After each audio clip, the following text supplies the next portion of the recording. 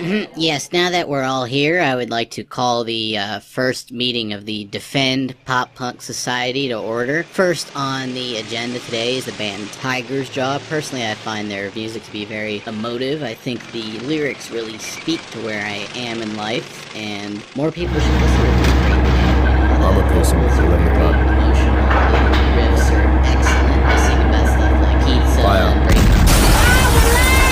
So it's very late at night now, very spooky outside, kind of a weird time of the evening. It's a good time to record a Radio Free Innsmouth episode about King Diamond. So who is King Diamond? King Diamond is a man with great optics by the name of Kim Bendix Peterson. So if you're going to be in metal, you can't really have your name be Kim, so it makes sense he changed it to King Diamond. Originally, he started out in a prog rock band called Black Rose. Before that, he was like a lab assistant in that chemistry thing somewhere. And later on, he left Black Rose, joined up with a punk band that was called Brats, with Hank Sherman, guitarist, Michael Denner, other guitarists, Kim Ruz, drummer, Timmy Grabber Hansen on bass, and they called themselves Merciful Fate, which is a pretty good band name, and their album covers are awesome. But more importantly, they really helped innovate metal, both aesthetically in terms of King Diamond with the spooky corpse paint, the candelabras, the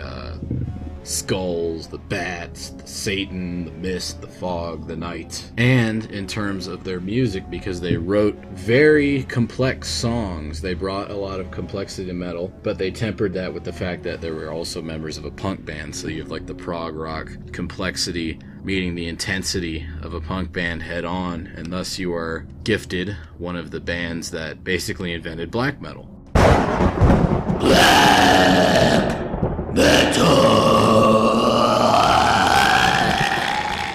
To quote Hank Sherman, the guitarist and major songwriter for Merciful Fate, concerning the song Satan's Fall, which is 11 minutes long. I kept adding parts to Satan's Fall. I don't know why. Most nights I would just get out of bed, go into my living room, and sit there with my Stratocaster. Excellent! And just compose and compose. We kept rehearsing it each time. I added something and finally said, okay, this is where it stops. But that opened some new doors because we went really crazy. I think there are 16 different riffs in the song. Somehow, we managed to put it all together. So the cool thing about Merciful Fate is they can do a longer song, but it doesn't seem that long because they're not just jamming like a lot of prog rock bands might. All the parts lead into each other logically, as Mr. Sherman alluded to in the prior statement. For an example, let's listen to the first song on the first Merciful Fate full-length, presciently titled Evil. So, good percussive intro. And now we're into some pretty rock and roll riffs, but they're a little bit more evil than regular rock and roll. There's your first taste of King Diamond's distinctive vocal style. And they've already changed the song up completely. So you're thinking, well, this must be the main riff. They already changed tempo like 3 times in 30 seconds. Nope. We get to the main riff, it's completely different. Wow, nice vocals. Completely different style of riff for the main thing, but it fits in with what they were doing earlier. That's what I mean when I say it's complex. Also, check out the vocal acrobatics, switching between a crooning style and a high-pitched wail. Good stuff. Now here's that thrashy riff from the beginning brought back, but given a completely different atmosphere with the lead guitar over it. Now we're going to get to some meat and potatoes Merciful Fate here. This transition. Nice backing vocals.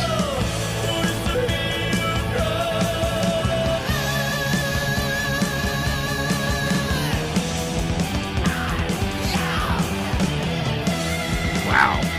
He'd love to feel you die, man.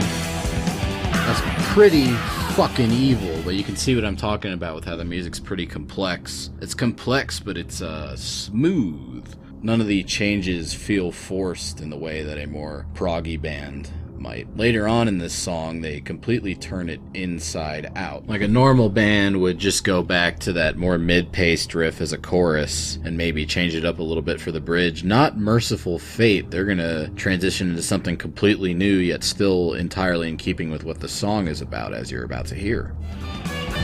So here is that thrash riff back again. But here comes the change-up. Watch this. Total hard rock riff, but it's got lots of starts and stops in it, so it's still kind of progressive rocky. Nice vocals. I mean, vocals are like the big goodbye stumbling block for people trying to get into King Diamond. Whatever, I like them. And they're going to change it up again. Watch this.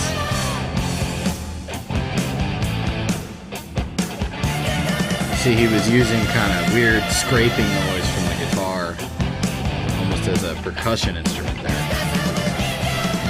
And then a nice transition into the solo. Very good stuff. So this kind of thing really influenced a lot of later metal bands, where they would take maybe something almost like a hard rock riff, but make it very complex and spooky and brutal sounding. So for an example of that, let's go to a band they were a huge influence on, Grand Belial's Key. That is one of the finest American black metal bands. So already you can hear that Merciful Fate influence with the stop-start riffs. Nice vocals there, Guy. For those of us keeping track, this would be the On a Mule Ride to the Swindler band of Daily Show of Fame. So yes, riffs that could be hard rock, but they've been reappropriated by metal and made evil. Because that's what metal's about. It's about taking old rock tropes and divorcing them of their negroid origins. Check that out. It's almost like a darkly evil hymn. Very complex. Also the drumming there, very Merciful Fate influenced. The way he's using different parts of the kit for dynamic effect rather than just to keep a beat.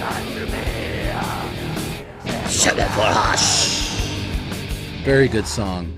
The guys in Grand Belial Key also had another band, one of my favorite bands, called Argoslent, that has a similar amount of Merciful Fate influence. So melodic in a similar way to Merciful Fate.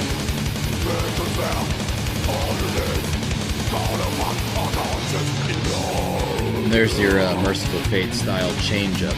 That's the big thing Merciful Fate brought to metal, was that kind of change-up.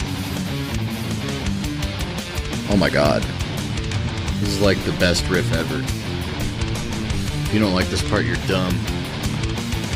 And watch what they do with it, also Merciful Fate influenced. They've taken that riff, turned it inside out. Very much a Merciful Fate style thing.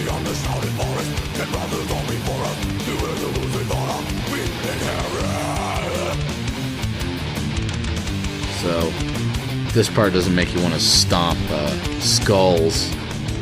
I don't know what will, but that was the big thing Merciful Fate brought to metal, was a sense of epic composition and of surprise change-ups that aren't necessarily jump scares, to use a horror metaphor, more like a realignment of the song. The thing about this great revelation of Merciful Fate is that it may have been due to the influence of evil criminal spirits of the netherworld, as intimated by the King Diamond himself. The lyrics were very much based on personal experiences. When we did the first demos, I remember Kim Ruz and me and my brother went to pick up the tapes and take them back to my apartment. And my apartment was a very haunted place. From the day I set foot there to the day I left, people like James Hetfield and Lars from Metallica, journalists, photographers, they've all had their experiences there, along with a few band members and friends. So when we took the tapes back to my place, My brother had a glass full of beer, and it rose 2 feet in the air, right in front of myself and my brother and Kim. It was on a table. We weren't drunk or anything. We just opened the beer, and suddenly it happened. We were stunned and just sat there for 2 minutes. I'm just excited to see my Lord and Savior Baphomet represented in such glorious Italian stone. I do hope his eyes gaze upon me, and that my allegiance is recognized. But sadly, this tenuous alliance with the dark powers of beer ghosts didn't last, and merciful fate broke up. But our man King Diamond and his cohort, Grabber Hansen and Michael Denner, were not finished with the world of music, and they formed the band known as King Diamond, after, the guy King Diamond, who's in the band. He's the singer of the band. We will cover them another time. See ya.